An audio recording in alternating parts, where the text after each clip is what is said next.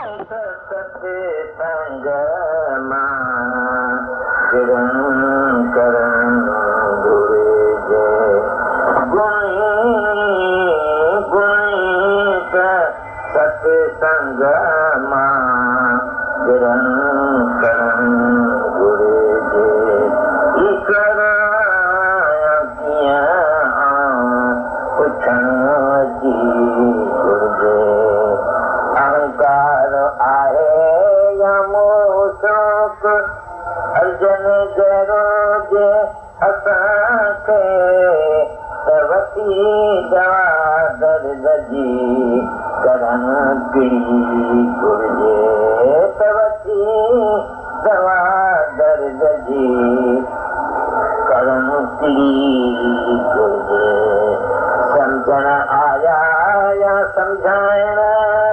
कपा पियो पाण पहिरीं खपे सुख त पिचावती बनण सागर घुरिजे खपे पिछा खपे सुख त पिचावती बनण सागर घुरिजे संकल्प उठे या शंका या संत उत्तर पर्सन अर्जन जा करण पादब घुरिजे उत्तर पर्सन अर्जन जा करण पादब घुरिजे समभाव समत बुद्धि सब में समदृष्टि करे साफ तीनो पतन प्रकाश घुरिजे करे साफ तीनो पतन प्रकाश घुरिजे एकता जो आनंद आण मुक्ति जो मज़ो माण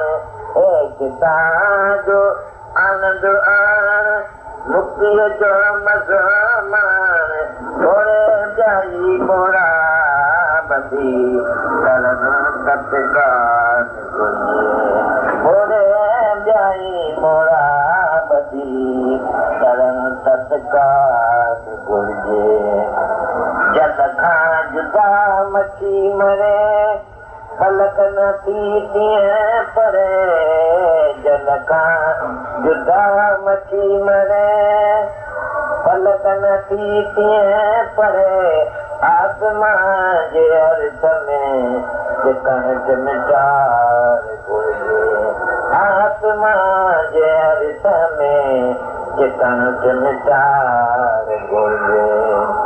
ॿुधी बोल कौल सभ पहिरीं कयो पुठियो समझे ॿुधी बोल कौल सभ पहिरीं कयो पड़ोस समझे वेसाब अर्जन वारो कृष्ण कान घुरिजे वेसाब अर्जन वारो कृष्ण कान घुरिजे अची धर्म क्षेत्र में जुड़नड़ दीदार खां अची धर्म क्षेत्र में जुड़नड़ दीदार खां द्वेष कढी रखण दिल सिखण साथ घुरिजे द्वेष कढी रखण दिल सिखण साथ घुरिजे गुण त सत्संग मां